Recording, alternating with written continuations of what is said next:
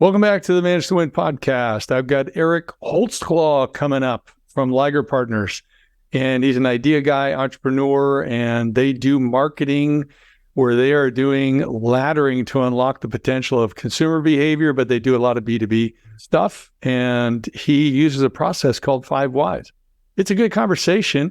Before we dive in, just want to remind you, the podcast is sponsored by Habitly.com. Check it out to learn the soft skills of highly successful people and highly successful teams. So it's a very good tool, low cost, and helps your people learn to work together more effectively. So Habitly.com, 7 days free. You can't go wrong. Let's dive in with Eric and see what he has to say on how his team is helping businesses succeed beyond their expectations.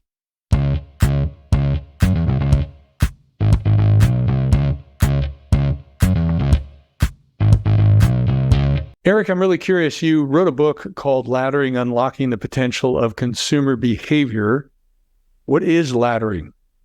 So some people have heard of laddering from a financial perspective. So it's a way to improve your investments. This laddering is a different thing. It's the model of asking the question why 5 times to get to the deeper understanding of why somebody does something.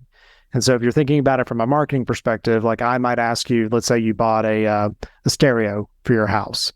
You're like, hey, I see you got a new stereo. Why'd you buy it? Oh, it was on sale. Yeah, but why did you buy it? Oh, well, I didn't have a stereo at my house. And so as we kind of continue to go down that, what I end up will probably eventually finding out is that you bought the stereo because it plays 100 different records. You want to look really cool at the next party. You want to be a DJ. You don't want to have to deal with it.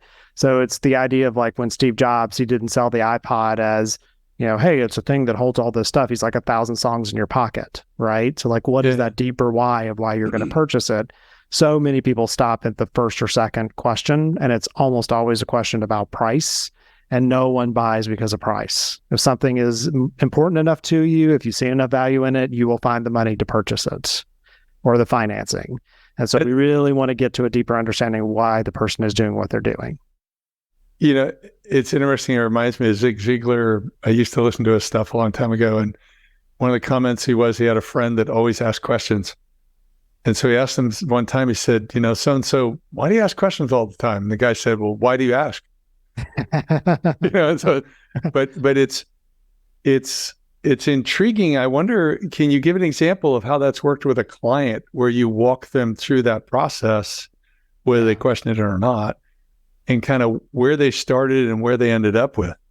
Well, so previous to the marketing company that I have now, I owned a research company for 10 years, and we would have Fortune 500 and Global 2000 companies bring us things that weren't working. So the only reason they would show up at my doorstep is that something wasn't making the sales they expected, or they were getting too many support calls. And they would always tell me why when they brought it to me. They'd be like, oh yeah, this thing's not selling because it's too expensive. Oh, this isn't selling because they don't want to put their credit card in, whatever that was. And so we would use that and be like, okay, cool, I've heard you, that's your hypotheses. And then we would go do the research and find out it had something completely different in mind. So a good example is we were working with a cruise line, and they wanted to redesign their website, and they wanted to redesign it to boomer women.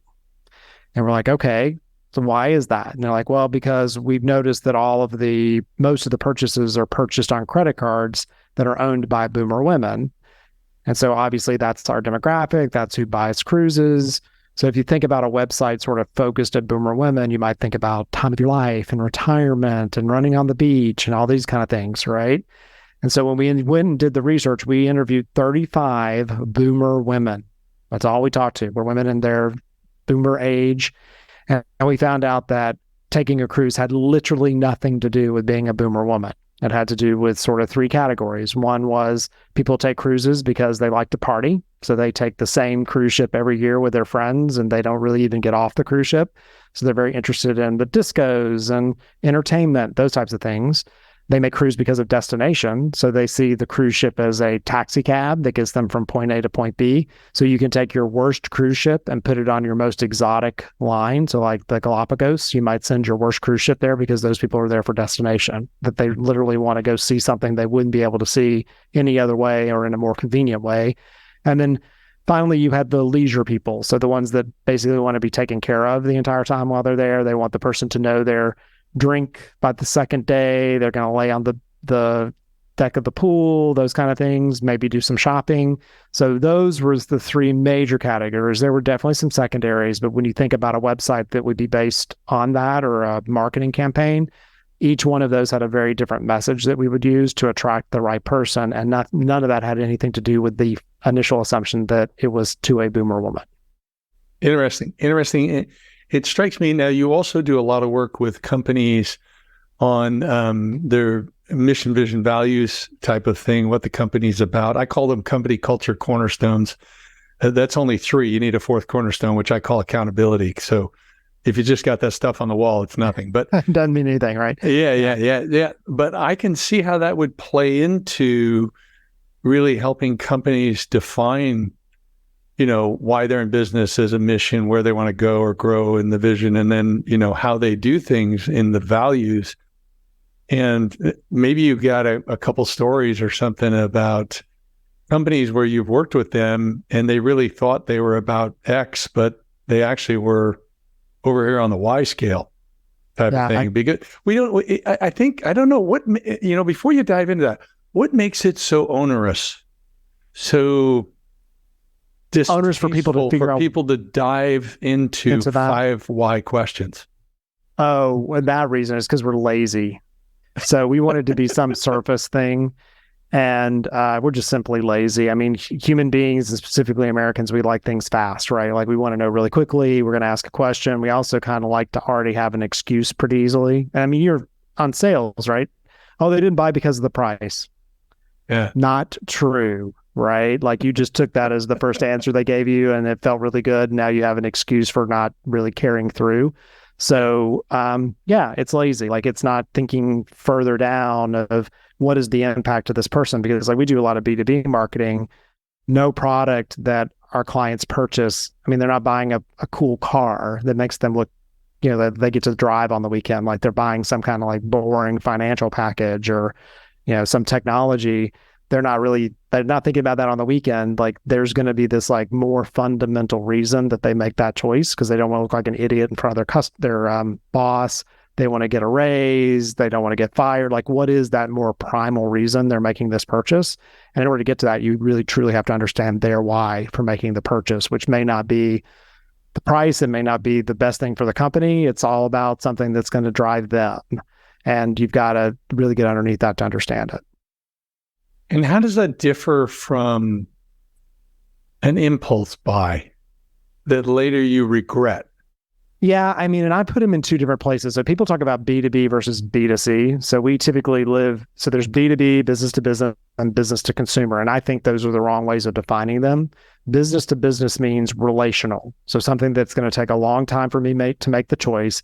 That could be a consumer decision. So I could decide to do a medical treatment that's not the normal medical treatment for something. And I really need to have a lot of knowledge and information because it's going to hurt my life, right? Like it's my health. So that requires as much information as if I'm buying something for my business. A transactional purchase can be something as expensive as a car. So I purchased a car several years ago. I buy cars. I change cars out. My dad kids with me and tells me you can get new tires for them. He says that I just basically buy a new one every time it needs new tires.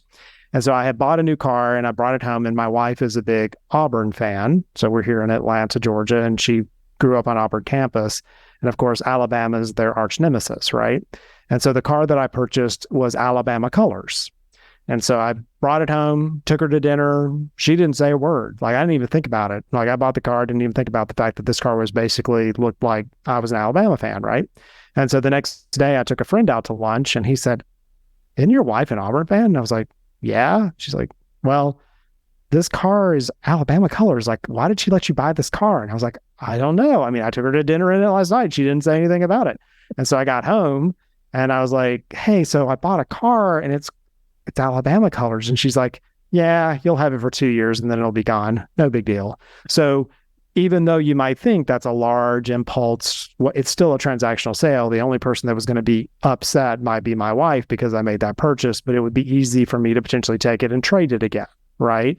And it really doesn't hurt anybody. So we have to think about these decisions when we're doing marketing and sales about the pain of either implementing, uncoupling from what I'm going to look like if I do it. Like it's a different kind of thing to, impulse purchases are often around something that makes me feel good that maybe I regret later, but that's your own thing. That's more of a typically transactional. Interesting.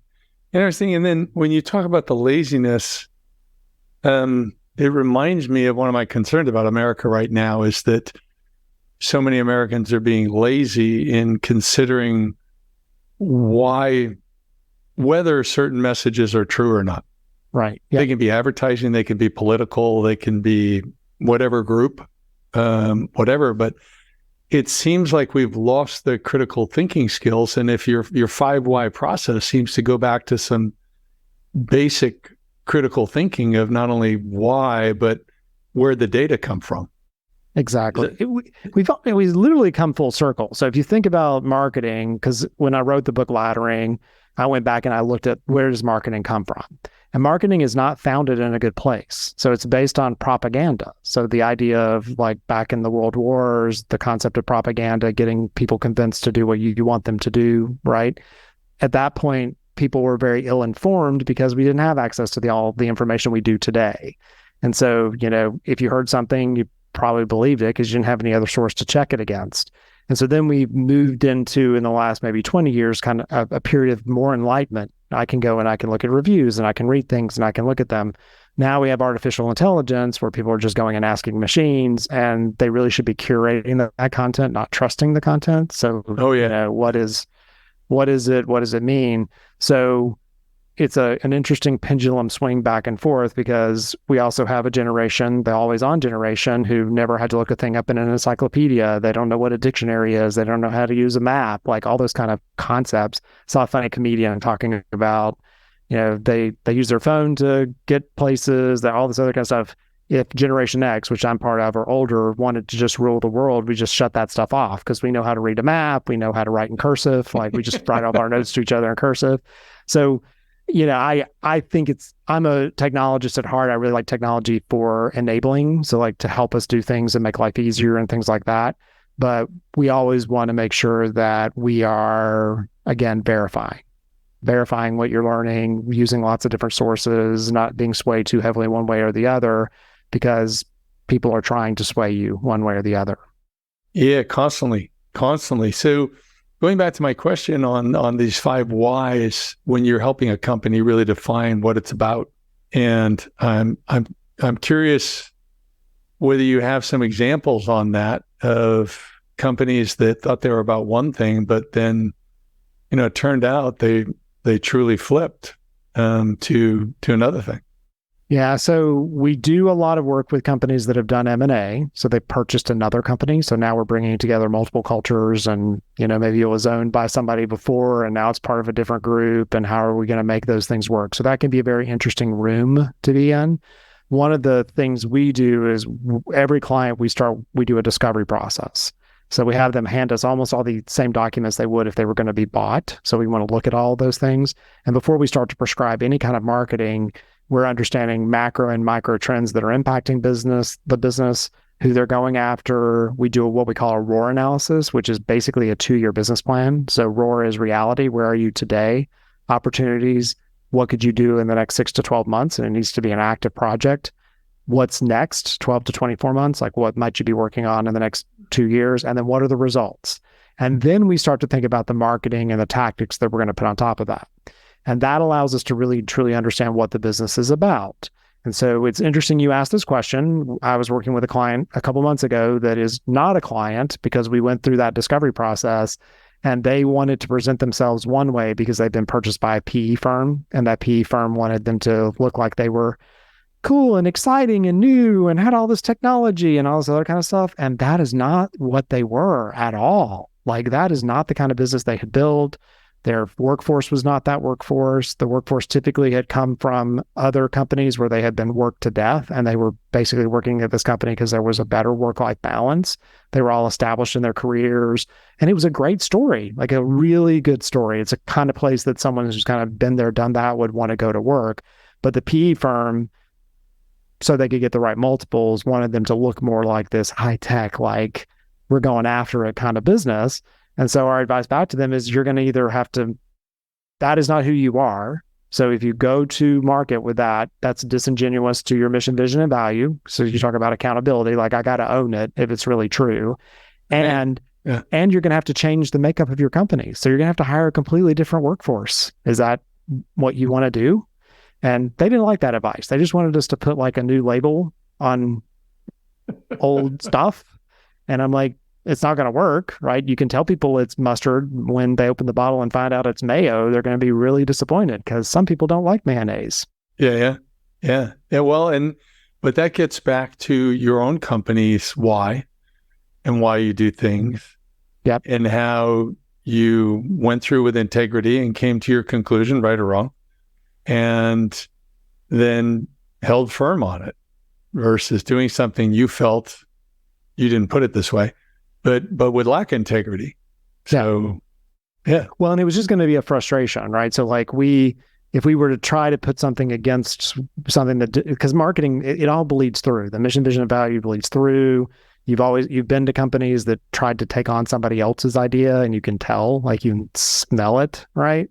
Yeah. So there's no reason to do that. Like you've got unique attributes to your business, or it wouldn't have been successful. People are attracted to it for whatever reason, to work for it or buy from it. And you have to own that. If you want, it doesn't mean you can't be aspirational. It doesn't mean you can't change it, but that's what you have to go into that room knowing. Is like their problem was they were unwilling to change what they were doing and how they were doing it, but they wanted to be viewed and reflected as a completely different thing. Target's a great example. Target was like number 3, and they went and remodeled all their stores, repackaged everything, rethought about it, and now they put one of their competitors completely out of business, and they are definitely the alternative to their other competitor. So you have to be that willing to kind of rip the Band-Aid off and just start over.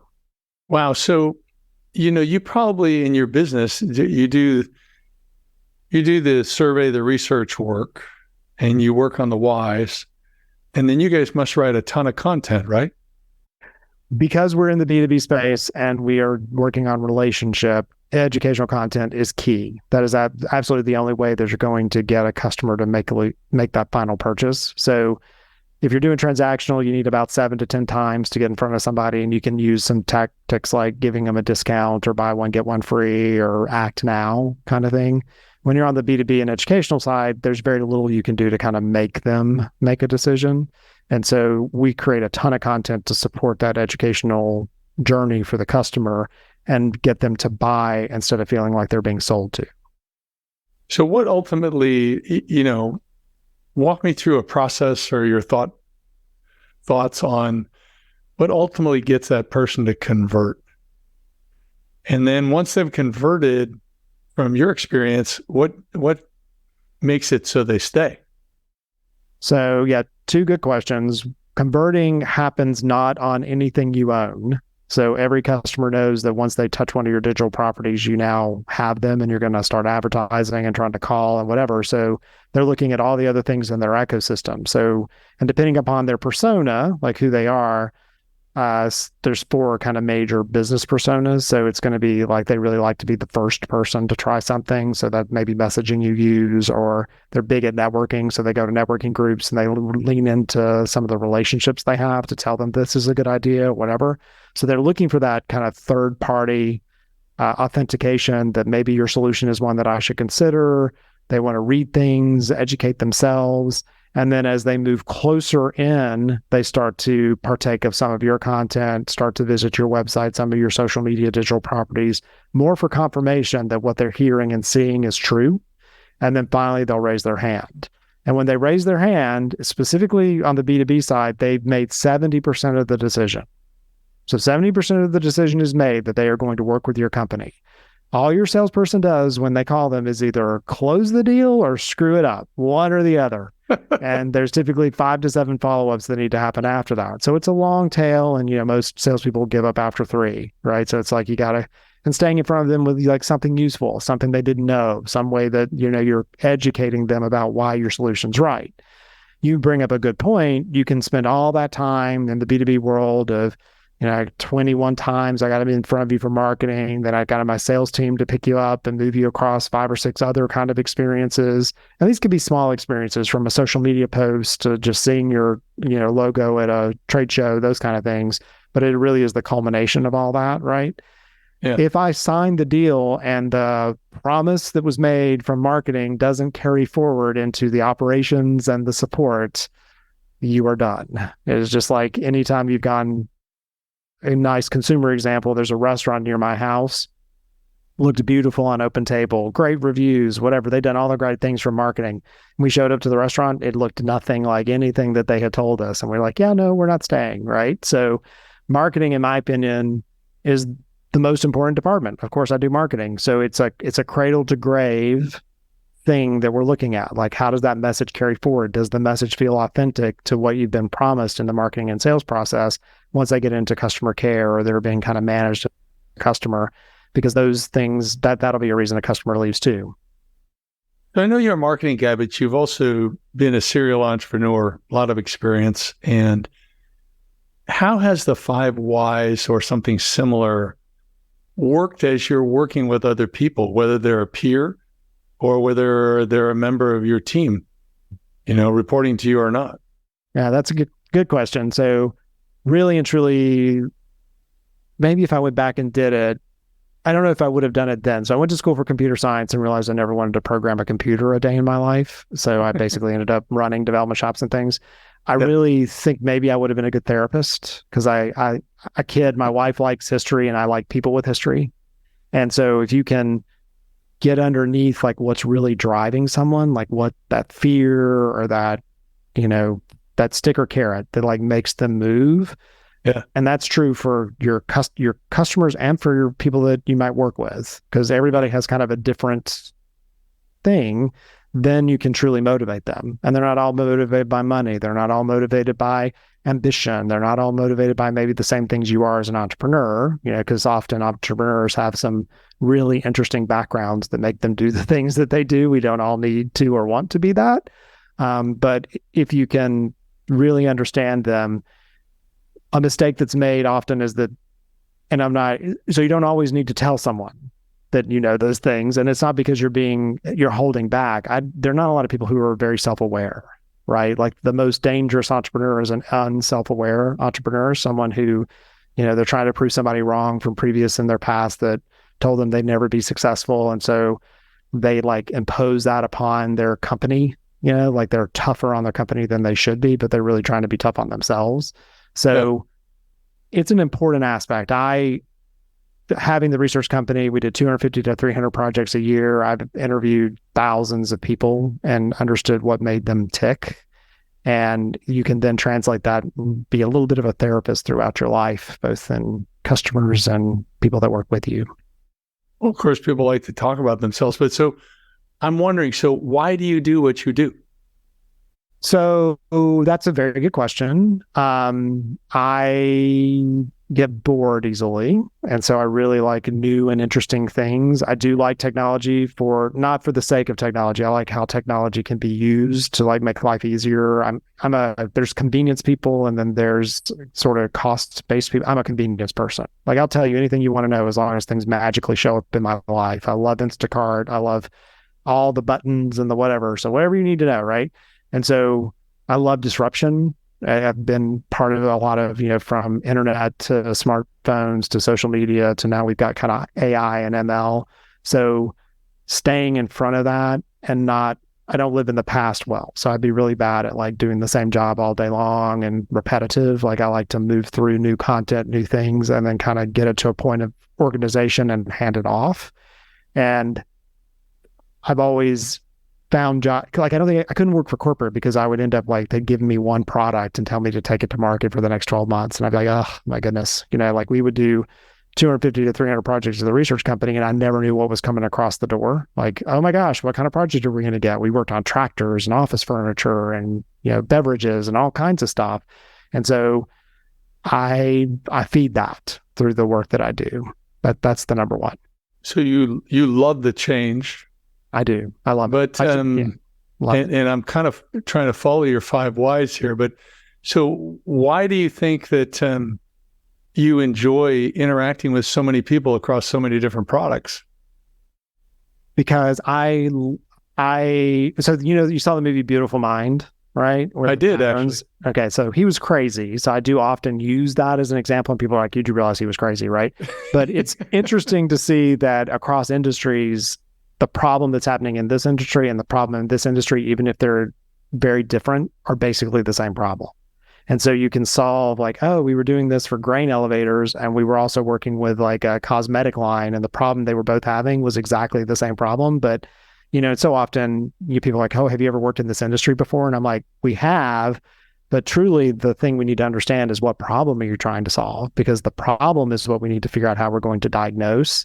And that's interesting to me. We're still like, okay, so what are we really working on? Like, you think it's this problem, but what are we really working on? So that challenge is fun. And then getting it to a point of cleaned up, and then I don't want to deal with it anymore. Like, once it's clean and running, I'm not in anymore. I'm like, okay, yeah, move on. Yeah, it's like a ID on the disc scale. So, but so it sounds like you like the variety and you like the connection points between the two. Is there also some type of connection for you where you like the fact that people are thinking it's X, but it's not X, or at least not exactly how they've defined X? Or do you like kind of that diving underneath and finding out what really is behind that? That's probably the reason I sold the research company. So what would happen is we would identify the real problem, and because we were just there to do the research, but we weren't often there to help them then solve it. We would come back to them and be like, look, we did all this research. Here's what the problem is. And they'd be like, cool. But they didn't know how to use the research. And so they would leave, and we would then see something they created later, and they hadn't even paid any attention to the research. And so I get frustrated more in that category of like it's typically like a simple thing, like you need to change that one word, or maybe if we use this image instead, or whatever. So getting into what we do today, we're only in retained relationships with our customers. And so we get to kind of see what we proposed work over time, and also understand where it might not have worked. So it's me, like, I always assume everybody else is saying it. I'm like, don't you see that? That's like obvious. Like, that's how this works, right? And then they don't necessarily. And for me, I don't like to do work and it not get used, and I don't like to do work again. And so in this situation, because we are more of an outsourced marketing arm for our company, the companies we work with, we get to solve their problems and see how they work over time. So I can see how that wouldn't be meaningful, that you kind of identify based on the research, based on the information, which is carefully vetted. Here's what you should do, and then you step away and it's not done. I likened it to like, the general practitioner. You go and see them, and you come in and they say, hey, so I've got this thing. You're like, oh, I think you have the flu, take this medicine. And then you don't know if the person left the room and if they died or if they survived. Like, you don't know, right? And so I kept doing that over and over again. So in building this business, I didn't want the project-based approach. I wanted something that we would not only help them diagnose the problem, but we would then be there to work the problem out and see it kind of happen over time. And the fun thing about marketing is the strategies and tactics change so much that you have to stay up on it like a financial advisor would about the stock market. And so even though we may have advised something 6 months ago, now all of a sudden we've got this whole new technology we're working with. How does that get integrated in? What does it change? What are those variables? So, So is that why it works for you? Is because it even though once you've figured out the direction they go, how often do you go back and do more surveys, or you do more research versus just being aware of different marketing tactics you can do? Yeah, whenever a hypothesis doesn't work in the way that we expected, or we know there's a very big disruption. So there's disruptions are the point at which you have to rethink your persona categories and see, because that's what makes them change. So like when the 2008 happened, everybody blamed it on the economic disaster, but it was really, we got smartphones, ubiquitous internet, and social media all at the same time. So we dramatically changed the behaviors of people. The pandemic did the same thing. Ordering food became a thing that people weren't doing as much, or Instacart, those kind of things. So anytime you have this dramatic change that's disruptive, that's when you need to look at the groups you're working with and see how they've reacted to that disruption. I'm wondering, how do you work with companies? So what's the typical length of time you work with? What size of company? And if you're willing to share it, like what's the range of the cost of the engagement depending on the services? Yeah, so we work primarily with B2B. We work with them as long as we can. So our intent is to go in and become part of their company. So we want to fill some of the seats in their marketing and strategy part of their company that maybe they don't know or do well. They don't necessarily get it, want it, or have the capacity. And we work with clients that are very, very large. So we have some very large insurance and financial services clients and med tech clients with very healthy retainers. So we're doing lots of big projects for them, trade shows and launching products and things like that. And then we have some clients that are on the lower end.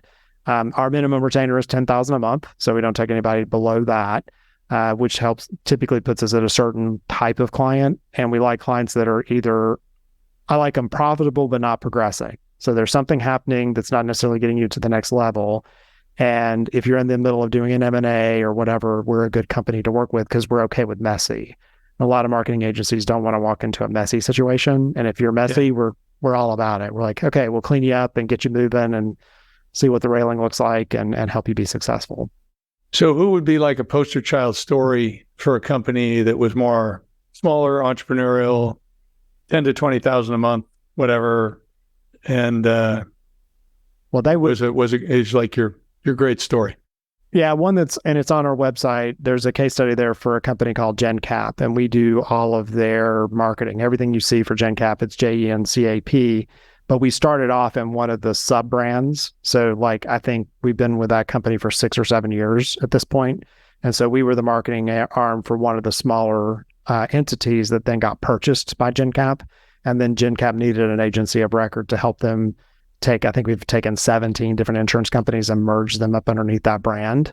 And so because B2B doesn't necessarily believe in ad spend, which is a lot of where B2C gets a lot of their lift, we've grown that company organically in an amazing way, like just year over year returns on their website traffic and number of quotes being submitted and all those kind of things. And we have finally added some display ad components, which will allow us to do some additional experimentation with them. So we love working with them, and we've kind of risen up as they have. So as they went through and started buying those companies, we've been part and parcel to bringing them all together and, making their marketing tech stack work and those kind of things. So yeah. Interesting. Well, Eric, where do people learn more about what you guys are doing? I love your laddering approach. I love the 5 whys. And so you can, I do share your desire to just keep making things better. So I want to make, I'm like efficiency, but then I want out of it, right? Like once it's working, I'm like, good, I'm glad it's working. You keep running that, right? So ligerpartners.com is our primary company website. You can find me at erichholtzclaw.com. So I have information there, and I'm on LinkedIn. So that's my number one sort of social media platform, and love to interact and talk and chat with people there. So those are the three ways to find me. Hey, well, great, Eric. I thank you for being on the show. I've enjoyed the conversation. I think a lot of value for our listeners. Thank you for your time. Thanks for being here today. Hope you enjoyed the conversation with Eric. I thought he had some good tips, good insights. Sounds really interesting. And how can we use that 5 why process ourselves, not only in marketing, in sales, in operations, in HR, with people, with ourselves, as we hold ourselves accountable. I just had a conversation earlier this morning where I had a client say to me, how do you stay motivated when you're doing the same thing day in and day out? And part of it came back to taking what I call sanctuary time, almost like a meditation, but sanctuary time, where you think about, why am I doing this? Okay, well, if that's why, then why is that motivating me? And this 5 why process, I encourage you to think about that, apply it personally, professionally, with your teams. It can be very helpful in everything that you're doing. Please don't forget our sponsor, Habitly.com, 7 days free to learn the habits of highly successful people. Enjoyed our time with Eric. Send us feedback, send us your thoughts, subscribe. That'll all be great, but stay tuned. Got more great guests coming. but bye for now.